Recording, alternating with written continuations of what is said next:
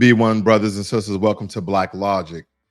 And we're going to start off this evening speaking about Ann Coulter, and then we're going to speak about the Christopher Gilbert situation, as well as a lot of our falling greats over the years because of police brutality and police victimization.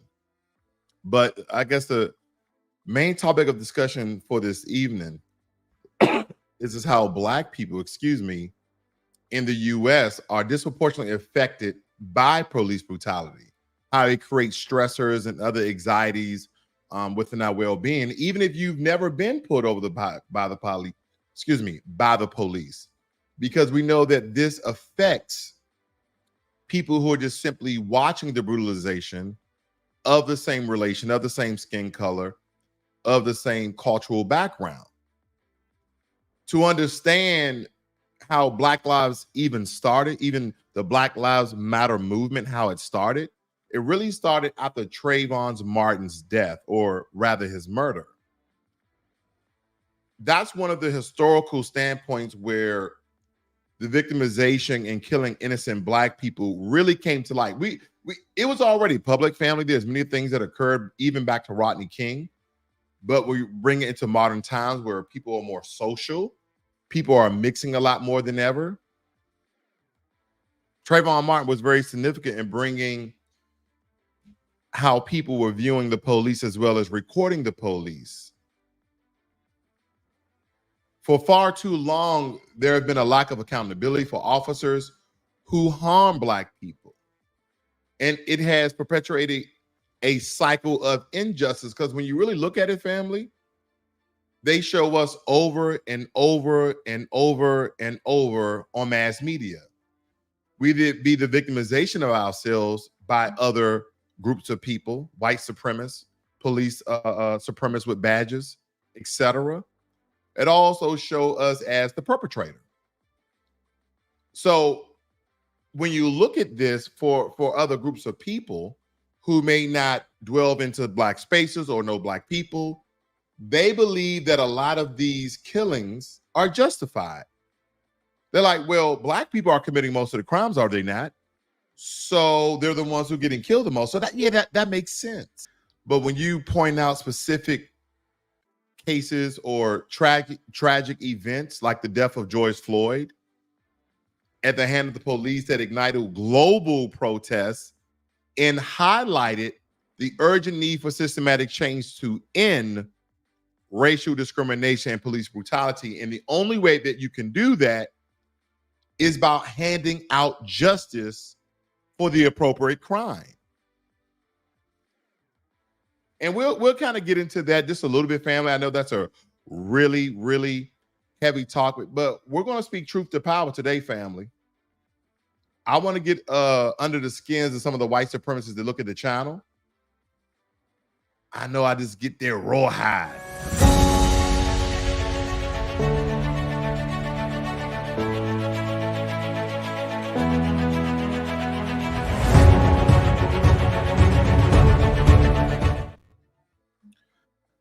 Okay, let's get right into it. Let's address the situation with Ann Coulter. Okay, let's address the situation with Ann Coulter. This is nothing new for those who are in the space of Black empowerment and Black media. You guys already know who this lady is and what she stands for. And for the people who may not be familiar with her, who kind of just got into the space, I'll just show this short clip, only 35 seconds, family, of how she told Vivek Ramaswamy, a person who's right-wing adjacent to white supremacy and white privilege to a certain degree, even being an Indian to a certain degree. But see, these are the extreme white supremacists with a smile. And that's why I say a lot of people are looking at people who are, cut off shirts and hats and shotguns and torn jeans and speak with a country accent like we're going to get all them nigger. No, I tell people the most powerful, influential white supremacists wear suits and dresses, okay? They're not wearing Daisy Dukes or anything like that, and they look like her. Listen to this. Now, he's on her platform called The Truth, and she was totally disrespectful and racist. And the only thing he could do, family, and excuse my language, I'm not too vulgar on this channel, but can I say this? The only thing that Ravik Ramaswamy could do, and children, please cover your ears, is suck white cock. That's the only thing he could do. I, too, am a fan of yours. I'm going to make a point of disagreeing with you so that it will be fun. You are so bright and articulate, and I guess I can call you articulate since you're not an American black. Can't see, he thought that was funny. Ravik Ramaswamy thought when she said, "You're so bright and articulate, you're not like an American black." She made sure she said American black, okay? Because that is what the white supremacists target the most. The warrior class, those who protest, those who actually fight back physically, those who speak truth to power. That is what Ann was doing. She said the American blacks. She didn't say the Nigerian blacks. She didn't say the African blacks. She didn't say the Caribbean blacks, the Jamaican blacks, the Trinidadian blacks, the Kenyan blacks, the Ghanaian blacks, the South African blacks. She said the American blacks. She wanted to make sure that her comments were targeted. And she got it right down the scope, family. Listen to it again. I'm going to let it play through. Can't say that about them. That's derogatory since you're not an American black. Since you're not an American black. And I guess I can call you articulate since you're not an American black. Can't say that about them. That's derogatory. And that was a great opening segment. Lots of things to talk about there. Oh, and I agreed with many things you said during, in fact, probably more than most other candidates when you were running for president. But I still would not have voted for you because you're an Indian. We'll get back to that. I mean, I love it. I would like for all white supremacists to be as public and bold as Ann Coulter. That's what I would like, family, because it would make sense to me. Just come on out right and say it. Because we're not looking for Ann. We're not looking. We already know her views on this. But see, it's guys like Ravik Ramaswamy who want to be close to whiteness. He want to bump shoulders with the powers that be. They will do anything. They will accept any behavior to be close to whiteness. See, and that's why there's only a few foundational black Americans who are similar to him, okay? Needless to say, some of the names, you already know who they are. We have many people in sectors who are quote unquote sellouts. And they come both from the right and the left, the Democrats and the Republicans, the conservatives and the liberals as well. We're at this point in time, we're just playing tennis.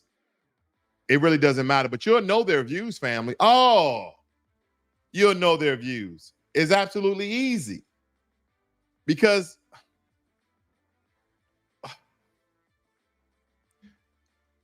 let's cut straight to the chase, right? Ann Coulter's, her recent comments directed at Ramaswamy were not just a one-off display of racism towards Indians. It wasn't. Even though she was being racism towards Indians. She said, because you're an Indian, not because you are Ravik Ramaswamy, but because you are an Indian. That's why I can never vote for you. So that was blatant racism right there.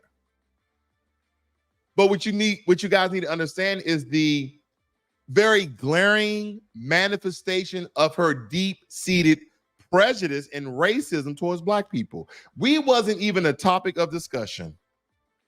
It was about him running for president and how did he do and how he can get better. It was a whole hour of this bull jabbing, really. Because once she stated she would never vote for you, the conversation is over. You should already know where she stands, but he tolerated it. And then in a tweet of his, he stated that he respected that she was straightforward, no chaser. You're very articulate. Unlike an American black, she stated. And see, the crazy thing about that, she tackled a couple of things with that, family. First of all, we already know she was going to insult black people because that's all she do. We stay rent-free in a lot of these people's head.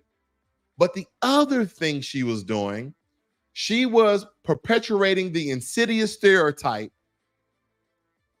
that Black people are inherently less intelligent or articulate than others.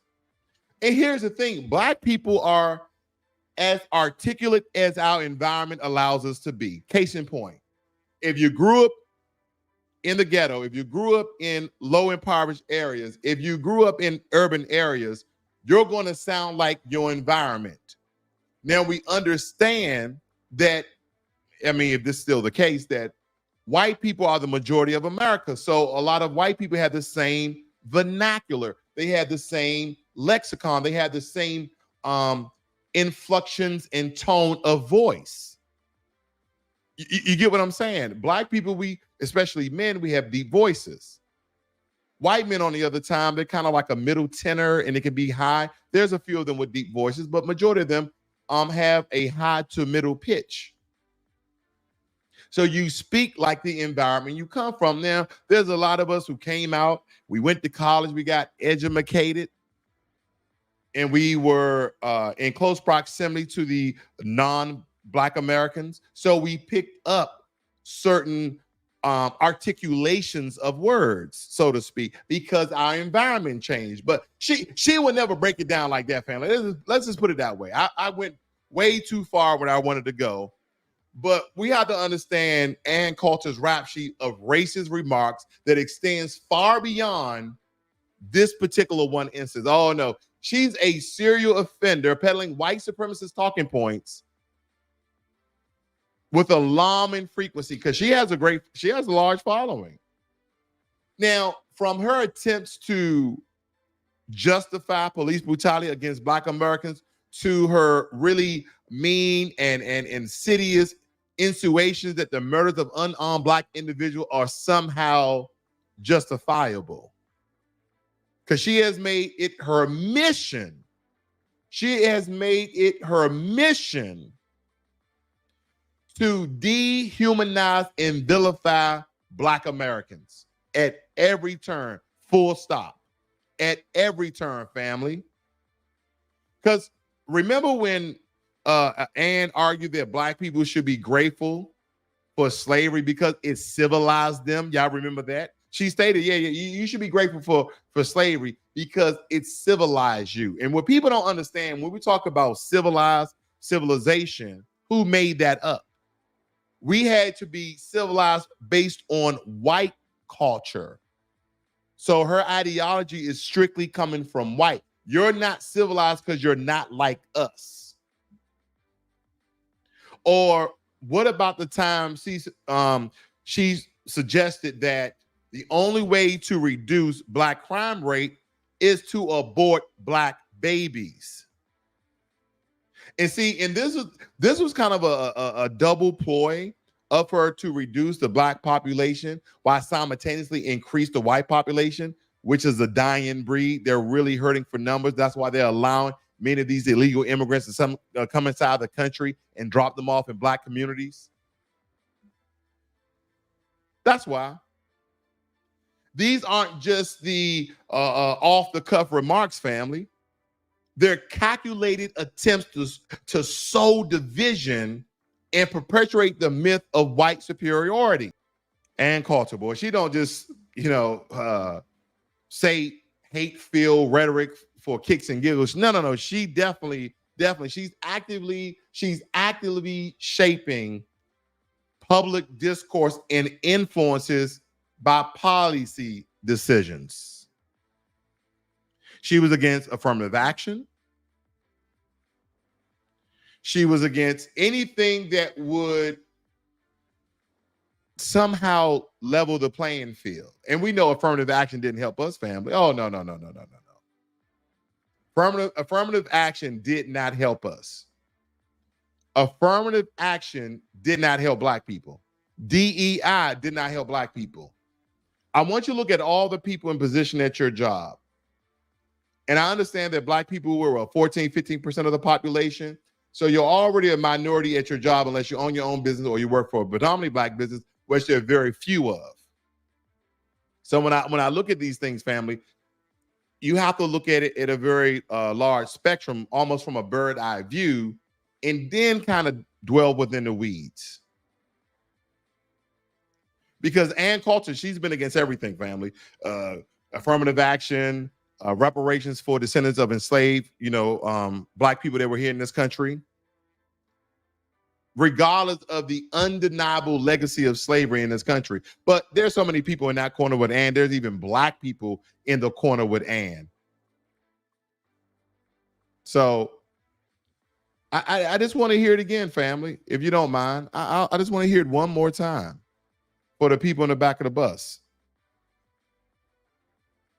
You are so bright and articulate, and I guess I can call you articulate since you're not an American Black. Can't say that about them. That's derogatory. And that was a great family. Let me tell you this: we have no friends. Eric Garner, he's just as dark as anybody I know. He's just as brown and dark as anybody I know, and he laughed at it. He laughed at it. He didn't defend it because. I wish I would have popped it up for you guys. Eric Garner, he posted a tweet and he stated that when he was on an interview with someone that he was surprised that this person didn't bring up Black on Asian violence out of the blue. He was like, I can't believe he didn't bring up Black on Asian violence. So my question was, I wonder if he can pull up the statistics on Black on Asian violence versus white on Asian violence. See, these are the people who sell their soul in order to be close to whiteness. Eric Garner. See, we already know who Ann Coulter is. That was no surprise. I think the surprise, if there's some writers in India, they may check them, but the surprise was the way he responded. But again, because he wants to be close to whiteness, it really wasn't a surprise that he didn't respond. Oh, you don't want to vote for me because I'm Indian. So that's crazy within itself, right, family? That's crazy within itself. I just wanted to point that out again. Are you guys familiar with this case right here? This has been blowing up with this guy here, Christopher Gilbert. Okay, Christopher Gilbert. I'm gonna play this quick sound bit for you guys so you can hear him a little bit better. Here you go. And I want to thank everybody for their support and like all the prayers and everybody getting back to me. And as far as anything racially motivated, that's completely false. I don't really trios arrested anything wrong. No, I really don't think anyone did anything intentionally. There's been a lot of us, family. Hold on, let me see you guys real quick. Hold on. I've been getting messages. Give me a second. Give me a second.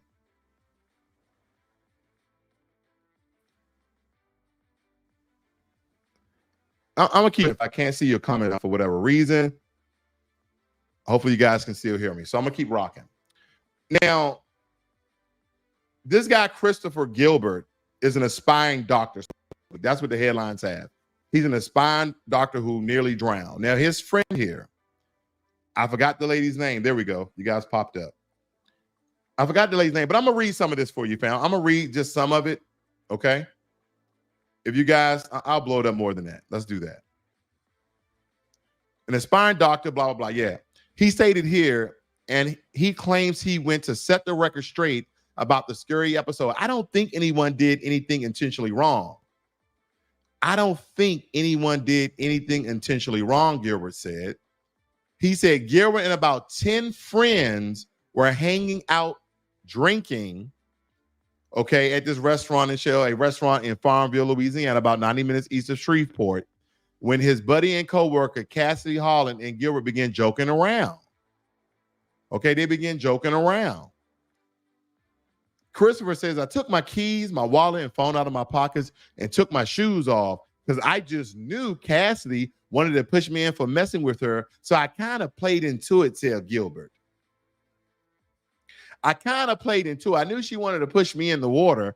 So I took, now, family, who is this guy? Who is this guy? What Black man you know? Well, I know we were joking around. She gonna push me in the water. You guys are at a restaurant? And she gonna push you in the water? Yeah, that's some white shit. I ain't gonna lie to you. Did I say that out loud? Take that back, YouTube. Take that back. I didn't say it. I didn't say it. I didn't say it, YouTube. I take it back. But nonetheless, he stated, I thought maybe the water wouldn't be as deep. So he's already knowing what she's going to do, quote unquote. I don't believe this at all. I think this is all fabricated. But he already know what she's going to do, so he prepares for it. Okay. And granted, they got people to contest that, yeah, he gave me his wallet and the phones. Okay, he knew it. Whatever. He said, I will kind of hit the ground, get my footing, and shoot up and come back and grab the pier and just stand there. Okay. And then the water ended up being deeper than we thought and being a lot colder than we thought, said Gilbert. I'm not the strongest swimmer. I misjudged the situation. This is all explaining. This is what we call explaining. It stated that Gilbert was underwater for no more than 5 minutes. So family, anytime they say no more than, they mean 5 minutes. He was underwater for 5 minutes. Don't try to change the language up. It stated with a witness estimating the amount of time at more like 3 or 4 minutes. I'm sticking with 5. His friends tried to save him, but panicked when they couldn't. Excuse me. Family, I can't hold my composure because they said his friends tried to save him, but they panicked when they couldn't. Do you guys remember how many friends were there? 10. Let me blow that up for you guys. 10 of his friends, he stated. Where is this at? 10. Where is it at? Right here. Gilbert and 10 friends. Now, again, family, he was there with 10 friends, okay? 10 friends. Let me go down. He says, the friends tried to save him, but panicked when they couldn't. Eventually, restaurant customer Dawson Foss noticed the commotion and dove in and saved Gilbert, according to the police report. Now, family, please tell me if this was malicious or not. This off the story. I don't want to feed you any bias. You have 10 so-called friends and co-workers who are standing trying to save you by panicking. But a person from the restaurant comes out and dives in the water. It's 10 of you motherfuckers. It's 10. That means one guy can anchor off on something there or lock in or something, and another, and they can lock arms and lock arms and lock arms, and people can keep getting. It's 10 people. It's 10 people. They can get inside the water and save this guy. And let's play stereotypes. Let's play stereotypes. He was the only black person there. So his 10 friends, so it was 11 people, 10 of them are white. You telling me 10 white people can't swim?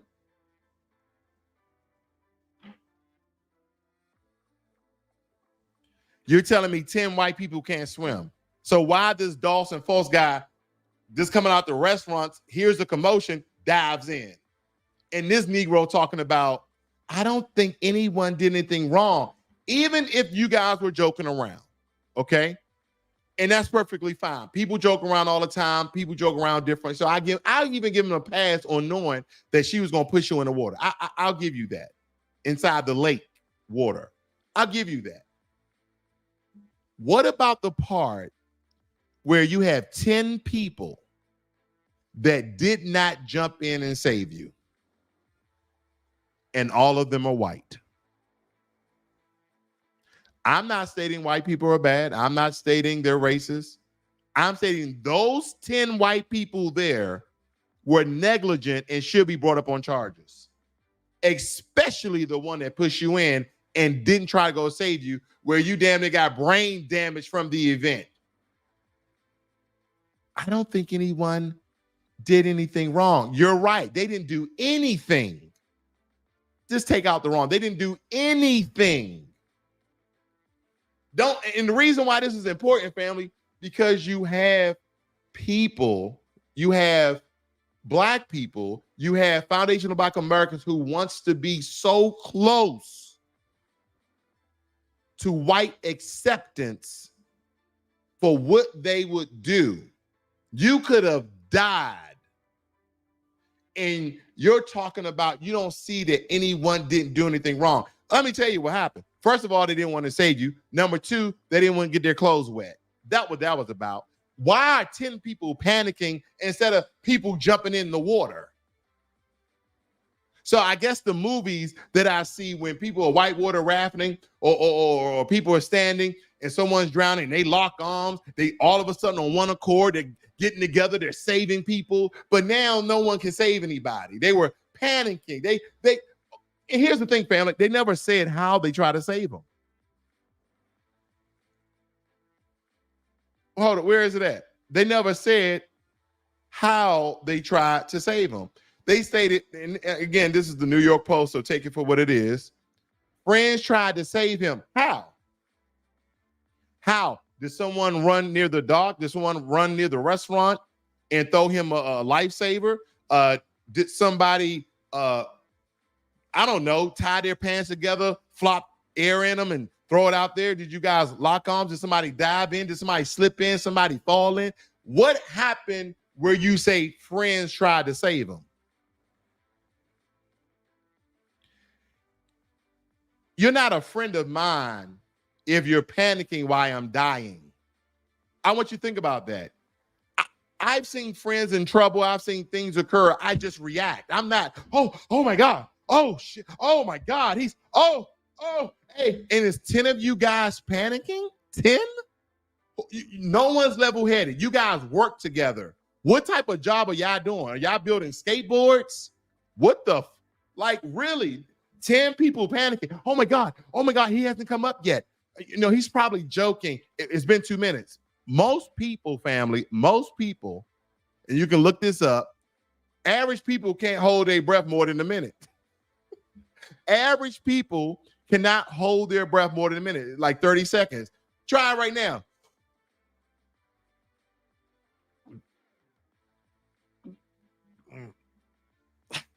Okay, I can hold it longer than that, but you get my drift. But that's my point about this. 10 of them were panicking. Were they pacing back and forth? Like, get the fuck out of here, man. Get out of here. Get out of here. They were panicking, 10 of them. So a guy at the restaurant heard the commotion and dove in. Wow. Now give that guy a medal. Give that guy the keys to the city. Let that guy break the ground on new property in the country. I don't know. But that's where we are. Hold up, look. I done made all these banners. We're talking about this guy right here.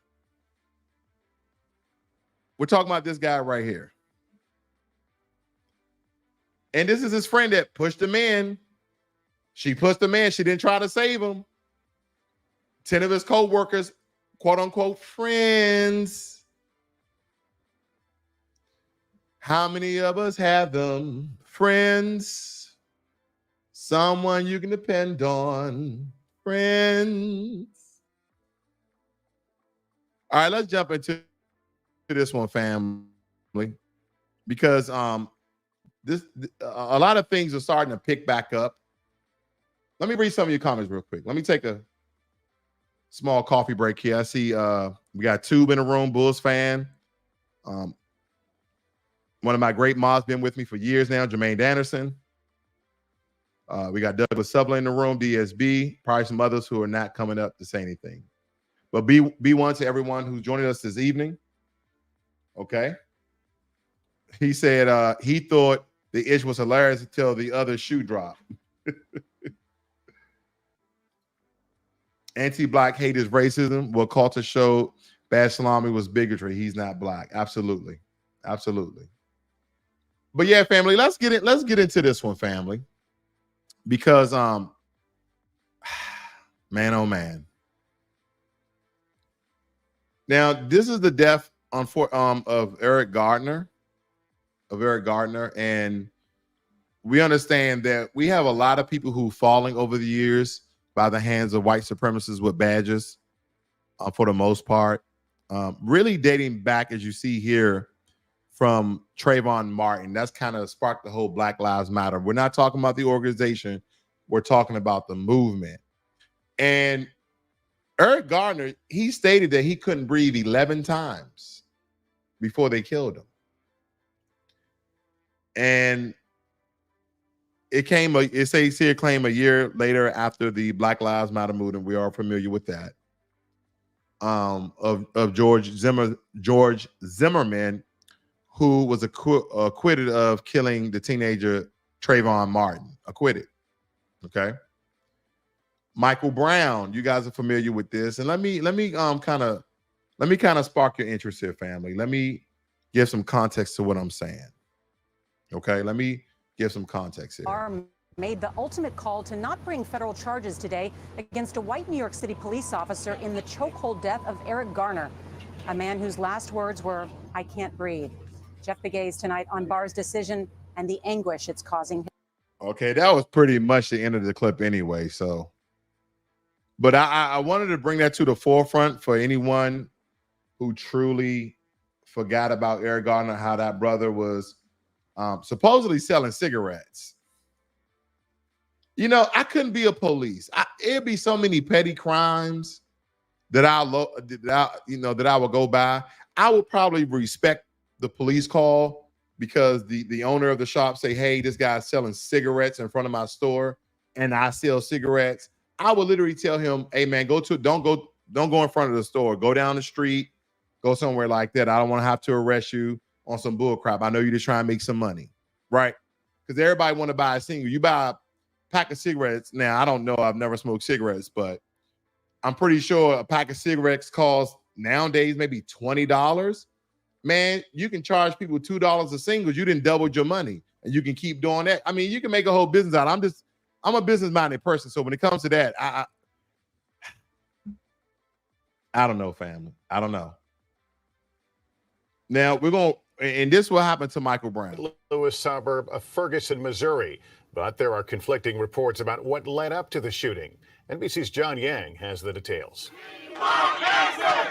On the streets of Ferguson, Missouri, outrage and anger. No justice, no peace. Protesters of different ages and races demanding answers in the shooting death of 18-year-old Michael Brown at the hands of a policeman. Investigators said at about noon Saturday, the officer, who hasn't been identified, encountered Brown and another man on the street in an apartment complex. There was a struggle, and one of the men pushed the officer into his car. Within the police car, there was a struggle over the officer's weapon. There was at least one shot fired within the car. The struggle spilled out onto the street where Brown, whom investigators say was not armed, was fatally shot. Police shot this man for no reason. Piaget Crenshaw, who took the... Now, the one thing that I want to continue to point out, family, and we have to call out the truth. Michael Brown did reach inside the car and supposedly try to take the officer's weapon. Okay, he tried to take the officer weapon. It stated that he was responding to reports that Brown had stolen a box of cigars. So somebody sold some cigars. Okay. It says that the police officer was cleared of wrongdoing. The Department of Justice reported was scathing about systematic problems in the Ferguson police and racial dispersion in the justice system. Now, let's say that everything in the report was absolutely true. Let's go ahead and already state that it's absolutely true, that the brother tried to reach in and grab the officer's weapon, and then when he couldn't get it, he ran off. The officer gets out of the car, and then Michael Brown turns to the officer coming towards the officer. Now, the officer is probably already traumatized, and of course, he feared for his life. So he put his firearm and shot. I forgot how many times he shot him. Was it 11 times or 6 times? I forgot the actual number. But this is one of those cases where he was unarmed. And again, they have sticks, flapjacks, they have pepper spray, and they also have tasers. And so I think that's what was the public outcry about this, because essentially he was unarmed. Okay. But here's the thing, family. And I'm not trying to give police any passes. I think the reason why police are so fearful of black people because they are inherently scared of black folk. And it's not because of the reason you think I'm going with, where, they have so many encounters and when they go to the hood. No. simply because they don't have any and this is just my perspective to a certain degree, okay? To a certain degree, because I do have a lot of caveats with this. I do have a lot of caveats. They don't live where we live. They don't go where we go majority of the time, and we're not communicating and talking. So there's a huge separation from the police community from Black folk. So that's number one. Then number two, a lot of them are inherently and subconsciously racist and prejudiced towards Black people because of their upbringing, because of social media engineering, and etc. So again, there's a lot to play here, because when we see other instances in this same regards of non-Black people, I've seen police tolerate a lot more. I've seen police go hand to hand. I've seen police wrestle on the floor. I've seen them use pepper spray and tasers and all these other means to deter a threat or so-called threat. But when it comes to us, as the statistics are showing, okay, and this is my conjecture, 9 out of 10 times they're pulling the gun. Tamir Rice, 12 years old, was shot dead in Cleveland, Ohio by a police officer after reports of a male, not a child, he's 12, of a male, was probably a juvenile, pointing a gun that was probably fake at passersby. So they gave the police that the weapon is probably fake, yada, yada, yada. But here's my thing. They pull their gun, right? The child is there playing with the toy gun. He's in the yard. And this whole time, they're telling the child to put the gun down. Why police never just pull out their taser and taser people? Now, granted, some people may argue that the electrical charge from the taser may have their reflexes to shoot the gun. Maybe that's it. I try to cover all bases, family, because that's what they're going to try to do. They're going to try to feed us some poppycock. They're going to try to feed us some poppycock. The police confirmed that the gun was a toy after Rice had been shot dead. If what he did wasn't wrong, listen to the next one. The police officer who fired the fatal shot was sacked 3 years later for lying on his job application form. So this guy lied on his job application form, but they're not giving the details. What did he lie about? Did he have psychological problems? Did he not achieve the scholastic or scholarly achievements in order to be a police officer? Why? What did he lie about? They don't give these facts. I wonder why. Because you'll sue the entire freaking city. That's why. Walter Scott was shot in the back 5 times by a white police officer who was later fired and eventually sentenced to 20 years. And the reason why this is important for us to remember our fallen family, because we cannot let history repeat itself. We cannot continue to let these very harmful and villainized and targeted racist attacks happen against our people. And then politically, we keep voting for the same people who are reinforcing, who is refunding, who is upgrading, who is allowing police brutality to occur to Black folk. We cannot allow it. This needs to happen more often. Now, a lot of people talking about sensitivity training. Oh, we need to break down. No. You need to apply justice. You kill someone unlawfully in the confines of your job, and you're supposed to be highly trained and highly skilled, and you're supposed to follow procedures, and you shoot a unarmed Black man in the back 5 times in the back who was 18 feet away from you, 18 feet, and you stated that you fear for your life. Man, I was about to say something I was supposed to say online. Lord have mercy. Ooh, let's just say it involves skin and a very sharp potato pillar. It's a special place for people like that. You fucking coward.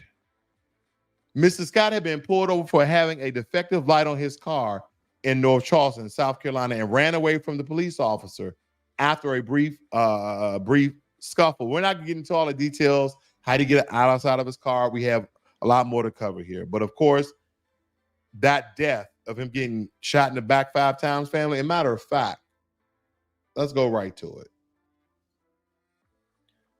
Let's go right to it, family. Give me 1 second. No, this is not the right one. Give me 1 second. I thought I had these in order. Okay, I thought I had these in order, family. A stunning moment in court today. In South Carolina, Officer Michael Slager taking the stand in his own defense, charged in the shooting death of driver Walter Scott after a routine traffic stop. Here's ABC's Steve Osunsami. I made a decision to use lethal force because Mr. Scott never stopped. This former police officer took a giant risk testifying. Michael Slager looked into the jury's eyes and told them that at this very moment, when he started firing at Walter Scott in the green shirt, he felt afraid for his life. He fired until the threat was stopped, like I'm trying to do. Scott was unarmed and is clearly seen in this cell phone video running away. Prosecutors say it was murder and made Slager stand up and hold a tape ruler to show jurors how far Scott ran, a whole 18 feet before Slager started shooting. Slager is claiming that Scott grabbed his taser in a fight before the cell phone recording. And I saw that taser coming at me like this. But he now admits that Scott didn't run away holding it. People in the courtroom shook their heads as Slager struggled to explain this, why he picked up the taser from this location and moved it closer to Scott's dead body. Was it because I was policing my gear? I can't even answer to that. Slager told jurors he wasn't trying to plant evidence, but outside this courthouse, in the black neighborhoods where he once worked, they don't believe it. David? This black reporter, I don't know why he's silly. They don't believe him. Of course they don't believe him. Of course they don't believe him, family. He picked up the taser. Somebody was recording, thank God. He picked up the taser and laid it by Walter Scott's body. Because if Walter Scott actually was trying to pull it out, his fingerprints are on it. So he said, yeah, he had my taser, and he turned around, and as he was turning around, I was firing. So that's how I hit him in the back. You can already tell how he was going to word it. That's why he picked up the taser. He said, oh, no, I wasn't trying to plant evidence. I was just kind of reassociating my gear. Dude, 20 years. Good. Everybody know you was lying. Everybody know you was lying. Everybody. Boy, I tell you. I had a whole commentary, family. I'm just going right through this. The next one of our brothers, Alton Sterling, was killed after police responded to reports of a disturbance outside a shop. They stated that the 2 officers involved did not face criminal charges, but one was dismissed and the other suspended from the police force. What? New videos have just been released from the shooting death of Alton Sterling in July of 2016, showing the entire incident from multiple angles. Louisiana's Attorney General said on Tuesday the 2 officers involved will not face criminal charges. Mark Strassman is in Baton Rouge with a warning. Some of what you're about to see is graphic. Newly released body camera footage shows officers responding to a 911 call, a complaint that a man matching Alton Sterling's description was threatening someone with a gun. Put your hands on the car, I'm gonna shoot you in your head. You understand me? The footage shows the 2 officers wrestle Sterling to the ground. You can hear police trying to tase him as Sterling continues to struggle. Tase his ass. After the struggle goes on a bit longer, one officer yells, "He's got a gun." And then gunfire. 6 shots in all. One of the officers takes the gun found in Sterling's pocket and places it on a car. Baton Rouge Police Chief Murphy Paul pleaded with the public to cooperate with police officers. Please. Okay, family. I have to do this at this part of the broadcast. I really do. There's a trigger warning. You're about to hear a highly decorated Black police chief dance a jig for massa, buck dance, sellout, coon, turncoat, whatever you want to name this guy. That is what he's about to do.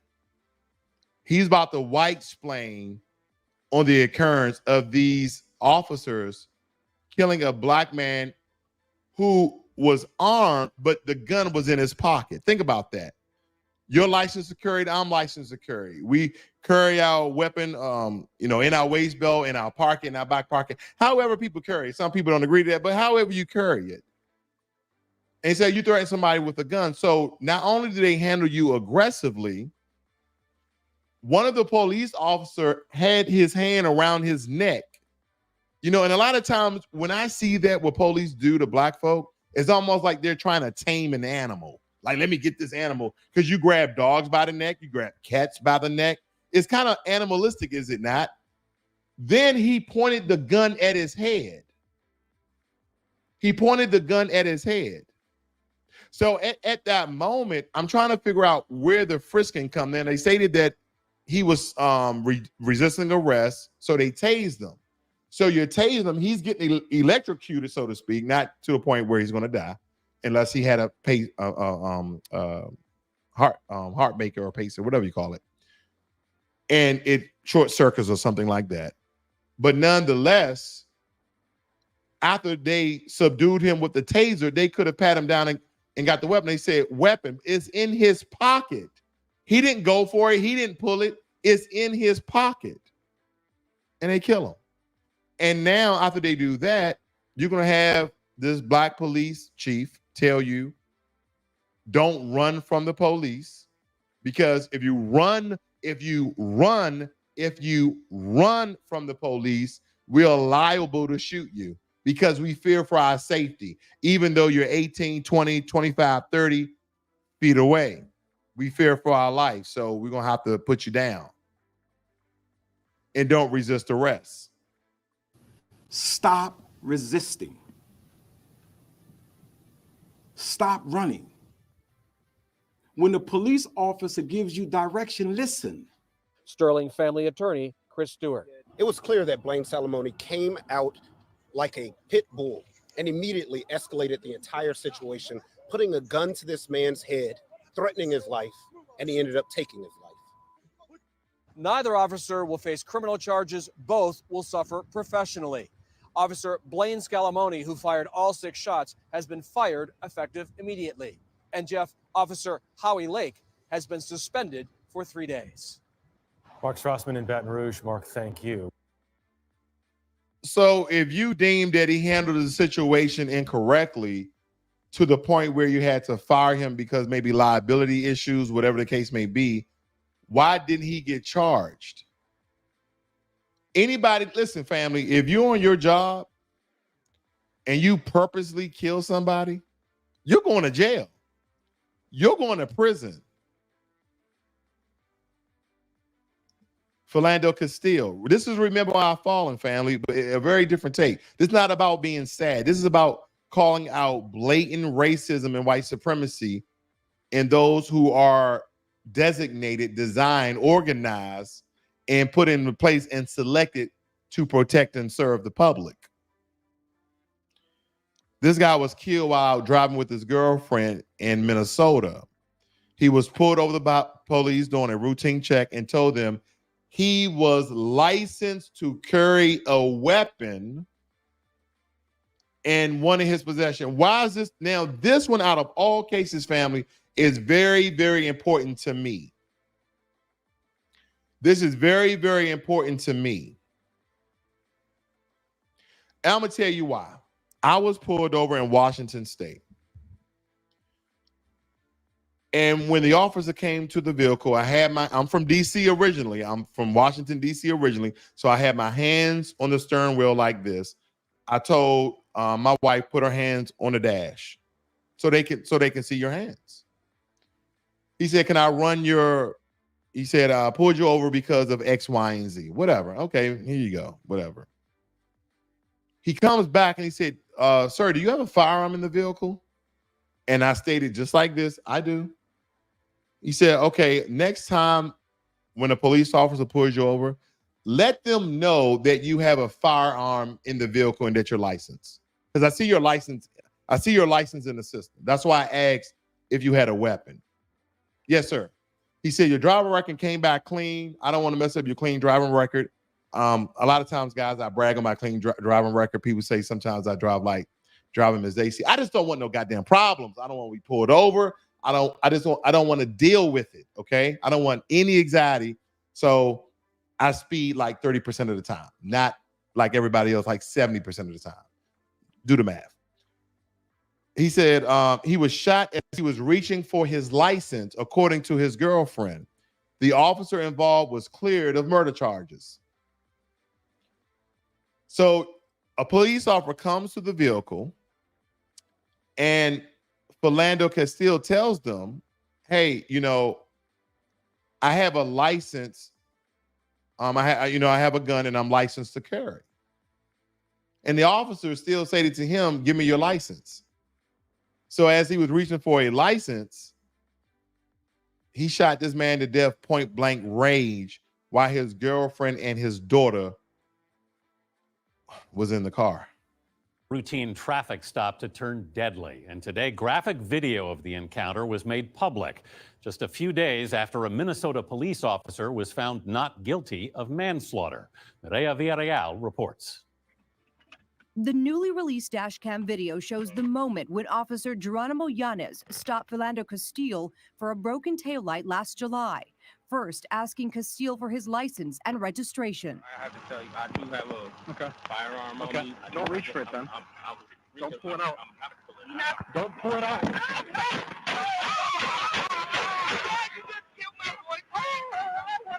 Within 90 seconds of making the stop, the 29-year-old officer fired 7 shots. Castile's girlfriend, Diamond Reynolds, was in the passenger seat. She streamed the immediate aftermath on Facebook Live. I told him not to reach for it. I told him to get his hand out. You told him to get his ID, sir, and his driver's license. Oh my God, please don't tell me he's dead. Please don't tell. Yeah, family, that was a rough one for me. Unfortunately, I can see myself in that situation, because when I'm out and about, I carry my firearms. Not on my. Let me keep that off the internet. Just go with I carry them all the time. But this could have easily been me. So this was very traumatizing to a certain degree, even to this day, because this could be any one of us who are lawfully and legally carrying a concealed or a weapon inside of our car or on our person. This could easily be it. He gave Philando very confusing instructions. When he came to the car, he said, "Sir, I have a weapon. I'm licensed." He said, "Okay, give me your license." He said, don't reach for it. He said, "I'm not reaching for it. I'm going for my license, so to speak." Right? Now, I'm not trying to traumatize anybody, but I do want to back this up just a little bit so you guys can understand it, right? Okay. Don't reach for it then. Don't pull it out. Don't pull it out.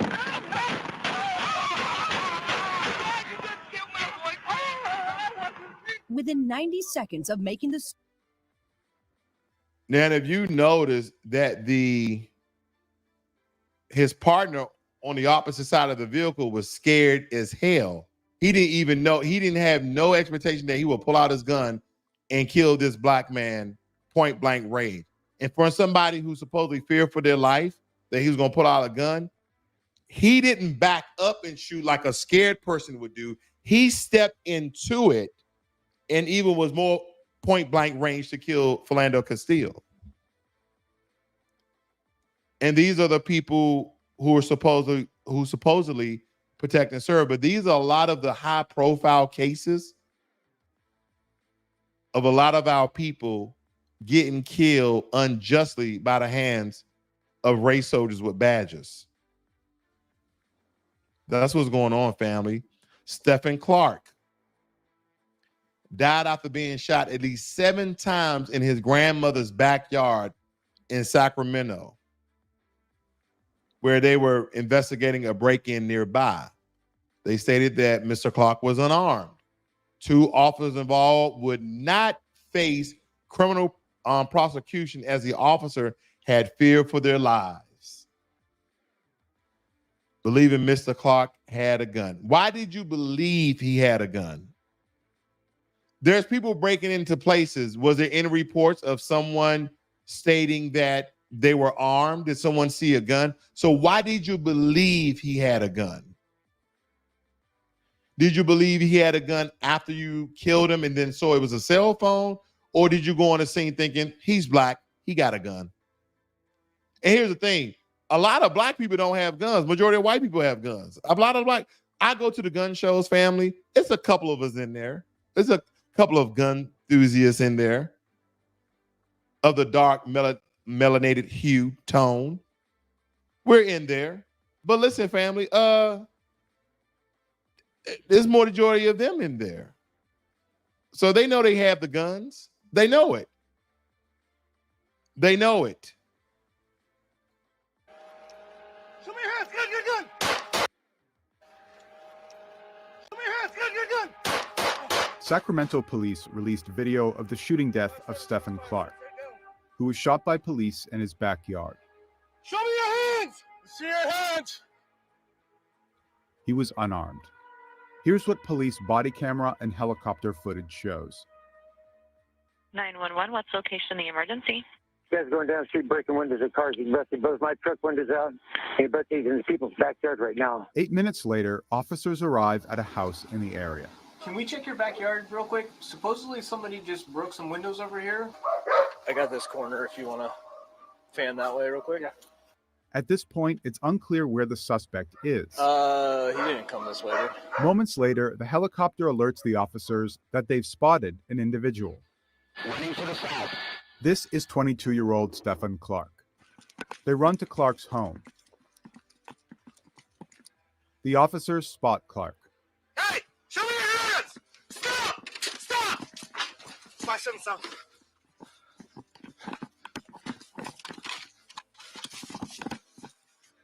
Show me your hands. Gun. At this moment, Clark moves toward the officers. Show me your hands. Gun. Then Clark drops to his hands and knees. They continue to fire. 5-7 shots fired. Stay down. Show me your hands. See your hands. 2 minutes and 50 seconds later, the officers try to communicate with Clark. Hey, can you hear us? Police department, can you hear us? We need to know if you're okay. We need to get you medics, but we can't go over there to get you help unless we know you don't have the weapon. 5 minutes after the last bullet, they go check on him. If one of you guys want to go hands, cover him. There was a cell phone next to Clark's body. No guns were found. Officers involved have been put on paid leave as district and city attorneys investigate. Yes, family, that happened. And some people will like to question his erratic behavior of jumping on and running. The brother didn't break into anything and the brother wasn't armed. That's the only thing I care about. I know many of people who are not criminals where I'm from, and they see the police, they either walk around, go around the corner. Some of them run. Some of them just run. Like, I don't feel like it today. I don't feel like it. Because in D.C., we used to have the jump out boys. We used to have the jump out boys and Red Dog. We used to have a lot of different entities. So people used to just run, walk away, hide, all types of stuff, family. This being brutalized and victimized, and this feels like you're being hunted by the police in some occasions. Okay? And I'm not anti-police. We need good policing. But the ones who are out here killing and harming Black people unjustly, you guys need to be prosecuted to the full extent of the law. And if you kill a Black person, you shoot him in the back, I hope that state has the death penalty. I know some people will have them to go through torture and time. No. Just get it over with. We don't need you around no more. We don't need no possibility of parole, you ever getting out at 60, 70 years. No, you kill one of us unjustly, see ya. See ya. I hate I hate to say it. I love it. Now, let me be quiet if I get myself in trouble in here. But this is some of the events that occur to our people, family. But like I said before, I'm not anti-police. I actually want good policing. Then, of course, a notorious case I know you guys are very, very familiar with this one, with George Floyd, okay? I'm just going to play a little bit of this one. To buy cigarettes. 17 minutes later, the man they are there to investigate lies motionless on the ground and is pronounced dead shortly after. The man was 46-year-old George Floyd, a bouncer originally from Houston who'd lost his job at a restaurant when the coronavirus pandemic hit. Floyd's death triggered major protests in Minneapolis and sparked rage across the country. One of the officers involved, Derek Chauvin, has been... Of course, they would do that while I'm live, family, but nonetheless, you guys understand the case of George Floyd where Derek Chauvin kneeled on his neck for nearly 9 minutes, and he died right there on the spot, family. He died right there on the spot. But as we look at a lot of these cases that we just went over, you go back to Eric Garner, choked to death by NYPD officers in broad daylight for the alleged crime of selling loose cigarettes, despite his desperate plea of "I can't breathe" 11 times. Officers callously disregarding his humanity, suffocating him to death. And what was his crime? What was his crime? A petty misdemeanor. Hardly warning such a brutal response of you grabbing his neck, choking him, taking him down to the ground. Then there was Michael Brown, an unarmed teenager shot dead by Ferguson police officers, died in a whole slew and barrage and hail of bullets. There was a lot of outcry. There were riots as the community demanded justice. But what did they get? A grand jury failing to indict the officer responsible for sending one of our brothers to the grave, Tamir Rice, a child with a toy gun mistaken for a threat. But in mere seconds, his innocence was shattered by police gunfire, not using other tools and other non-threatening, non-life-taking deterrents that he could have neutralized a 12-year-old child. And of course, that particular officer, he faced little consequence, which further illustrates the impunity which law enforcement operates. And anytime anyone speaks against the police in such a regard, you're anti-police. And the reason why I'm going to say that over and over again, that I'm not anti-police, I'm pro-police, I'm pro-good police, I'm pro-justice police. For those police who have killed us unjustly, I already told you my thoughts on that, family. Walter Scott, he was gunned down while running away, which was a very stark depiction of the deadly consequences of racial profiling. The officer attempted to plant evidence to justify his actions, but justice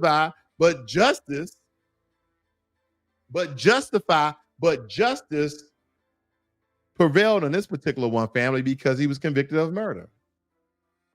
And we have to understand this is the exception, not the rule. Because the rule would be 90% of these officers going to prison without parole for 20 years plus. Alton Sterling pinned down and shot at point blank range while selling CDs. Selling CDs, family, at a corner store. You selling cigarettes, you selling CDs, you're getting killed by the police. And we all know that his death sparked a total outrage, but yet the police officer who were involved, oh man, they face very minimum repercussions. So the scales of justice tipped in favor of those sworn to protect and serve, which is undoubtedly the status quo, is it not? Philando Castile, the one close and dear to my heart that I can picture myself in. I'm pretty sure many other Black people who carry weapons with them on their person or in their cars. And he was lawfully carrying a firearm, who lawfully had a license and lawfully was obtaining and carrying a weapon. Death at the hands of those meant to uphold the law. And even though, despite clear evidence, family, clear evidence of the misconduct, the officer walked free. How do you think that makes us feel? Stephon Clark, unarmed in his grandmother's backyard, shot multiple times by Sacramento police. Mistaken identity became a death sentence. There's a lot of, as I stated before earlier in the broadcast, these inherited biases that's embedded within law enforcement. The officer involved in this one, no charges. No charges, family. Breonna Taylor, I didn't miss out on Breonna Taylor.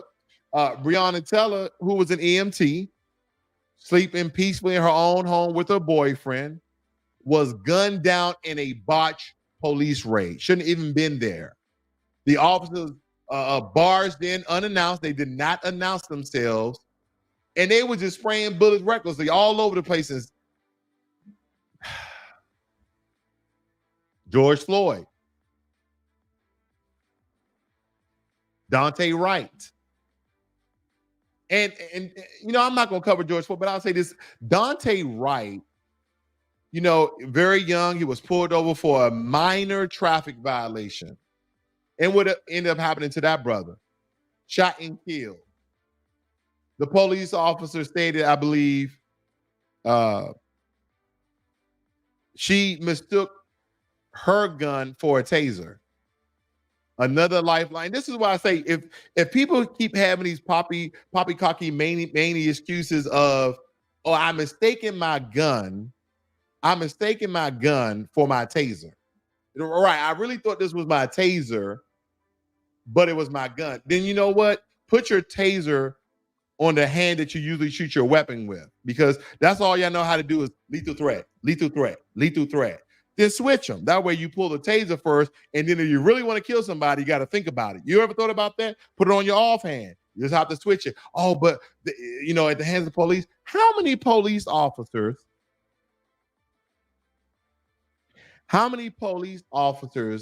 get shot every year?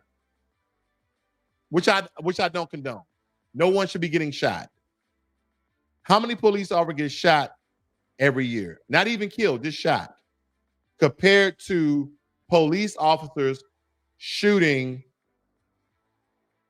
unarmed victims, unarmed Americans. Let's say that.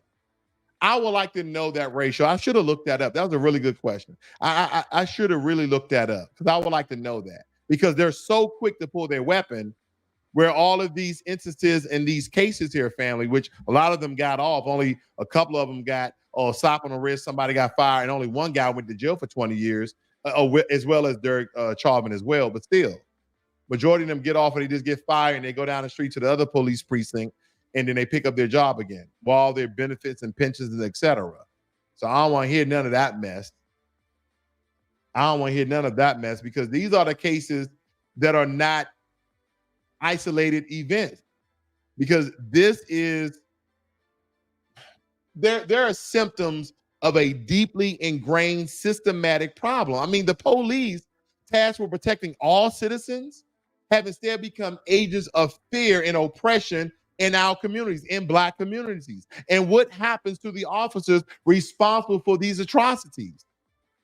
I mean, what do they get? Slaps on the wrist? Shielded by a broken system that prioritizes their impunity over accountability? No one's been accountable. They go out and kill innocent, unarmed Black people with impunity. If anything, they're getting medals and pats on the backs and raises and promotions. And in some instances, depending on what coast you are, and I will lean towards the West Coast, you killing a Black person is part of your initiation into some of these police gangs.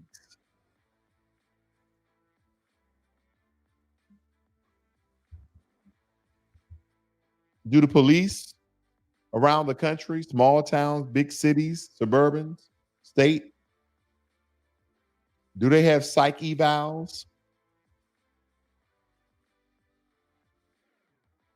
Police do training exercises for situational awareness, understanding a situation, then they pop up targets of threats and non-threats. I wish I brought out, there was a police training facility that all the pictures that they were using were black men. All the pictures that they were using that were a threat were black men holding guns, while white people was unarmed. White people had children, or was the children by themselves, but every picture was a black man holding a gun in this police training. So they're basically brainwashing, social engineering police officers. And again, not all police training facilities, I'm not stating that, but that particular one, you can actually look that up. It should pop up on one of your feeds. But nonetheless, family, this is what we essentially go through by the hands of the police. And we have to remember our fallen, all of those people who was killed unjustly by the police. Whether they were armed or unarmed. And only 2 out of the ones mentioned actually received any jail time, any prison time. Okay? We're talking about Eric Garner, Michael Brown, Tamir Rice, Walter Scott, Alton Sterling, Philando Castile, Stephon Clark, Breonna Taylor, George Floyd, Daunte Wright, and the list continues on. And these are the ones that were only publicized or meteorized to the fact that we know about them. But there are many, many more. There's probably some in your family, some in your community that are not getting the nationwide exposure that it should be. From Ann Coulter showing her anti-Black racism to let people know where she stands, to Eric Ramaswamy trying to be close to whiteness and will pretty much condone and accept the disrespect and racism even on his part, shows you what these people would do in order for power, position, and influence, like a Eric Ramaswamy, like a Christopher Gilbert, stating that he don't believe there was any wrongdoing when his friend pushed him inside the lake. And 10 of his friends, 10 of his so-called friends, panicked while he was drowning.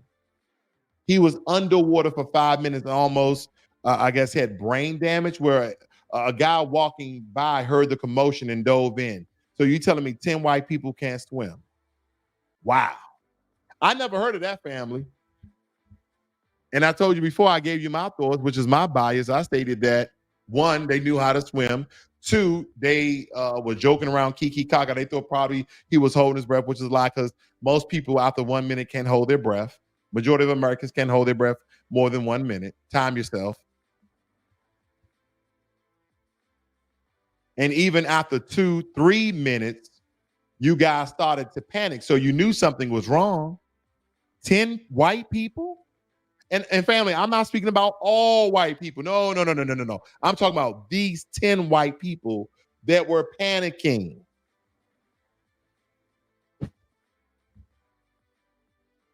B1 to MD Williams. B1 to Jay the Informant. I thank you all for joining me this evening. Broadcasts like this, family, are very, very important, because we know there's all sorts of issues on the plate, especially with the illegal immigration that's going on. But family, we have to remember our fallen, because we cannot allow this to continue. And believe it or not, family, a lot of this is political. Why would I vote for any candidate that's not going to take away qualified immunity? Donald Trump already stated he wants the police to have more protection. Donald Trump stated he wants the police to have more protection, more qualified immunity. And Joe Biden won't even talk about it. I'm not going to speak any stupid rhetoric like defund the police. No, the police need to be funded. They don't need to be militarized, but they do need to be funded.